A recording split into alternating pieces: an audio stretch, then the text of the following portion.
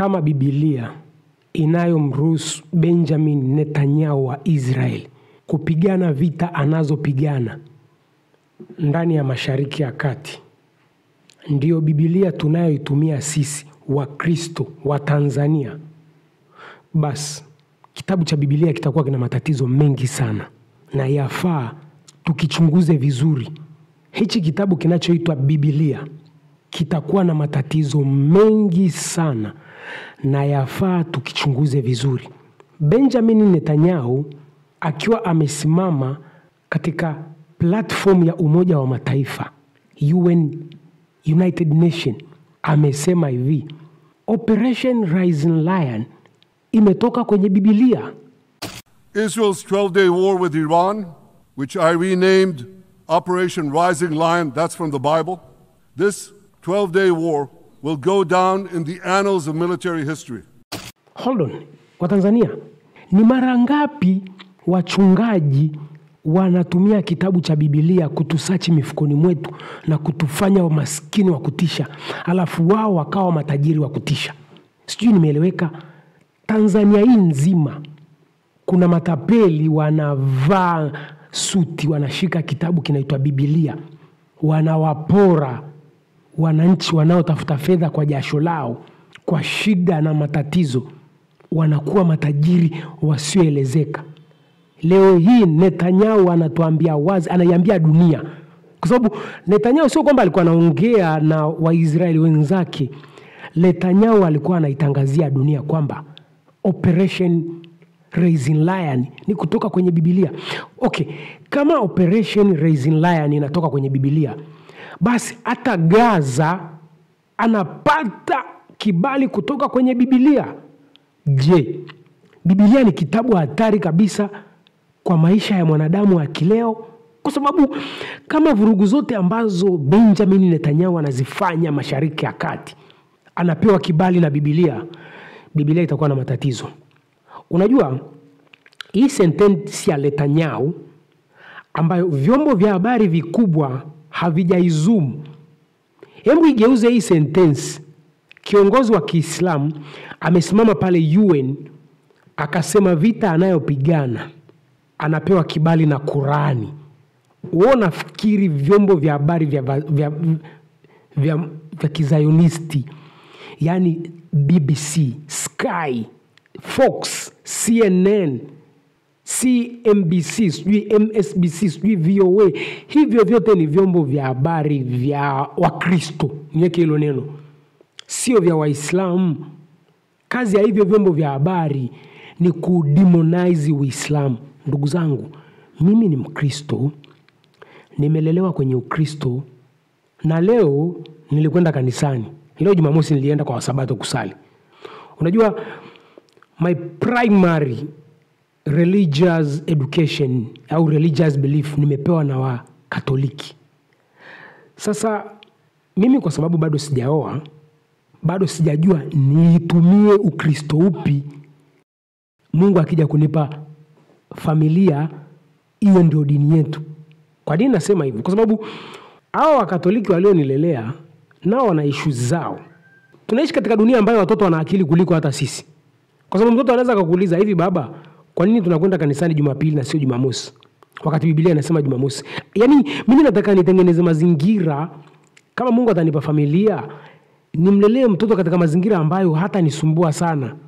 That's why najaribu hata kujiswitch kwa hao wa Sabato, lakini in general Ukristo una matatizo. Yapashwa tuchunguze vizuri Ukristo. Kama Netanyahu anakuja kutuambia vita zake anapewa kibali na Biblia, Biblia ipi hiyo? Au mnataka kuniambia Wayahudi wana Biblia yao, Wakristo tuna Biblia yetu? Ndugu zangu, tuna maswali ya kujibu. Hata kama ukimchukua Mwazabe, labda Mwazabe ambaye hajui Biblia, hajui Qurani, alafu ukamonyesha picha za Gaza anachokifanya Israeli kule, alafu kumwambia bana, huyu anaruhusiwa na Mungu kufanya anachokifanya, Mwazabe atakwambia huyo sio Mungu, huyo hatumhitaji huyo Mungu.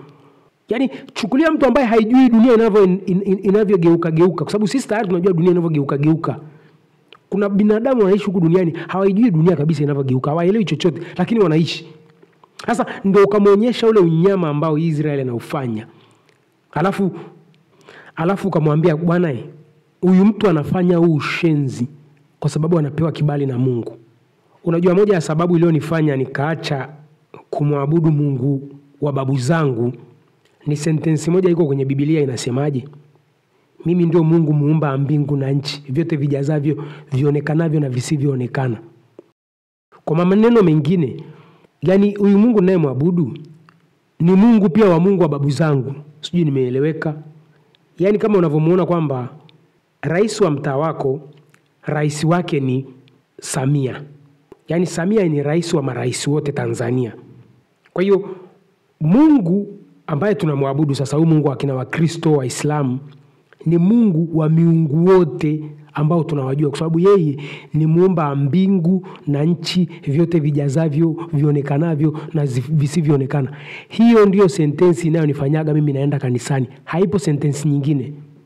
Yani angetokea Mungu akumchallenge huyu Mungu kwamba wewe sio uliyeumba mbingu na nchi, vijazavyo na vionekanavyo na visivyoonekana, basi mimi ningemfuata huyu Mungu mwingine ambaye angekuwa na mchallenge huyu Mungu. Lakini so far hayupo Mungu aliyemchallenge huyu Mungu. Lakini hichi kitabu kinachoitwa Biblia sasa ambacho tunakitumia katika kumjua huyu Mungu, hichi kitabu kinahitaji akili ya ziada vizuri. Kwa sababu kitabu hiki ndio kinatupora fedha mifukoni mwetu. Watu wananunua mpaka mandege, watu wananunua magari ambayo hayawezi hata kutembea katika barabara za Kitanzania. Hizo pesa wanazipata kwa kutumia Biblia. Juzi ndio apostia ile video ya kanisa la Kiluteri, watu wamechangishana bilioni za kujenga hostel ya kanisa. Ule ni mradi wa kibiashara wa kanisa. Alafu Watanzania wa kawaida ambao wameporwa hizo pesa, watoto wao wanakaa chini, hawana darasa, hawana ubao, na huyo mwalimu anayewafundisha bado ana stress mpaka anatamani hata kujiua. Alafu you tell me huyu Mungu wa Biblia ndio Mungu wa kweli? Tunahitaji kumchunguza huyu Mungu wa Biblia ambaye Netanyahu ametuambia ndio anayempa kiburi cha kuendelea kuivuruga Middle East. Dunia inaelekea pazuri, niaminini. Kamba nyingine Netanyahu aliyokuja nayo ni kusema kwamba Iran ilikuwa ni tishio kwa dunia nzima. Ladies and gentlemen, last year I stood at this podium and I showed this map. This map. It shows the curse of Iran's terror axis. This axis threatened the peace of the entire world. It threatened the stability of our region and the very existence of my country, Israel. Iran was rapidly developing a massive nuclear weapons program and a massive ballistic missile program. These were meant not only to destroy Israel, they were meant also to threaten the United States and blackmail nations everywhere. Imagine Netanyahu amekuja Tanzania ananiambia Iran ni tishio kwa nchi ya Tanzania. Hivi Netanyahu una akili sana kuliko mimi au?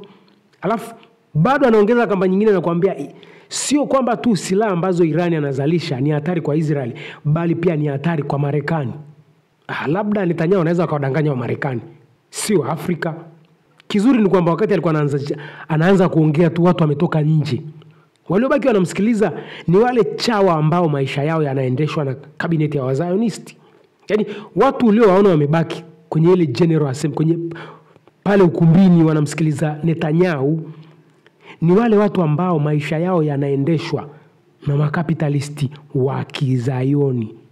Dunia inakoelekea ni kuzuri sana.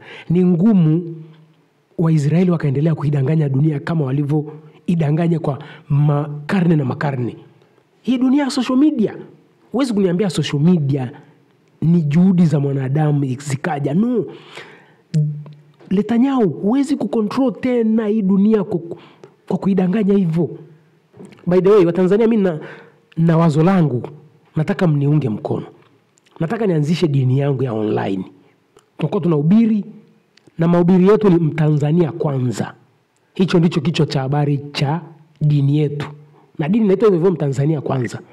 Tutakuwa tunafundishana uzuri na faida za ujamaa, na uzuri na faida za kugawana riziki na sio kugombea riziki, na kusaidiana katika nchi yetu ya Tanzania. Nina hiyo idea in the future. Sadaka zetu tutazikusanya kwa kutumia benki. Nitaitafuta benki, nitaenda, nitajiregister hilo jina. Atakayekuwa anashika sadaka ni hiyo benki. Pesa ikiwa nyingi, tunasaidiana wa Tanzania. Hatusaidiani kupelekana India kufanya operation. Hatusaidiani kwenye masuala magonjwa na vifo, hapana. Tutasaidiana kwenye masuala ya elimu tu. Hiyo ndio masharti ya dini yetu. Hatutasaidiana kwenye magonjwa, hatutasaidiana kwenye masuala ya vifo. Kama unaumwa, good to go, kafie mbali. Kama umekufa, fukia. Sisi tutadili na hichi kizazi kinachokuja. Kwa mfano, tumechangishana, sadaka imekuwa nyingi. Kwa mfano, mimi najua changamoto za Dar es Salaam kuliko mikoa mingine yote. Vipi tukanunua gari, tukamkabidhisha JKT. Huyu JKT tukamwambia hili gari utakuwa unabeba wanafunzi around mkoa wa Dar es Salaam. Hakuna watu nao waoneaga huruma katika jiji la Dar es Salaam kama wanafunzi wa Tanzania. Mimi nimepata elimu katika mazingira matulivu mazuri sana. Ndio maana vitu vingi nilivyofundishwa darasani mpaka leo navikumbuka. Kwa nini? It was the best environment for students to be taught anything. Ilikuwa ni mazingira mazuri sana. Ndio maana vitu vingi navikumbuka, mpaka napenda kuwakumbuka hata walimu walionifundisha Nyerere was bad. Sera za Nyerere zilikuwa baya. Kwa sababu ya mazingira mazuri. Tuchangishane hela, tusaidiane wenyewe. Kuna wale wanagawaga vile viliflet vyao sijui ametoka Marekani, wanakuletea sijui vya Mungu. Haya, okay, huyo Mungu ndio huyo Netanyahu anasema anamruhusu auwe watu pale Middle East. Huyo Mungu gani huyo? Niungeni mkono kwenye hiyo dini yangu inakuja. Tutachangishana sadaka zetu, tutatafuta benki, tutaregister, mshika pesa ni hiyo benki. Zikijaa tunanunua facilities za elimu. Sisi kipaumbele chetu ni elimu na kuambiana uzuri na thamani ya nchi yetu. Nothing else. Ukombozi wa jamii ni elimu, na kuifundisha elimu kuipenda nchi yake, kuithamini nchi yake. That's my mission. If you want to support me, nikilaunch hiyo dini yangu, na wachungaji tutawapata tu. Wachungaji wako wengi wenye moyo wa uzalendo kwa taifa letu. Wapo wengi sana, mimi nitawapata wachungaji wa kuhubiri hiyo injili ya Mtanzania Kwanza. Injili yetu ni Mtanzania Kwanza. Rasilimali ni za Watanzania. Hatuna rasilimali za kina BlackRock. Kila kitu ni mali ya Watanzania. Ikiwa tayari hiyo dini nitailaunch, itakuwa ni YouTube channel nyingine. Watanzania, hebu ichunguzeni hiyo Biblia ya Netanyahu inayomruhusu kupigana vita nyingi kama zile. Tuelimike, tusio wasomi.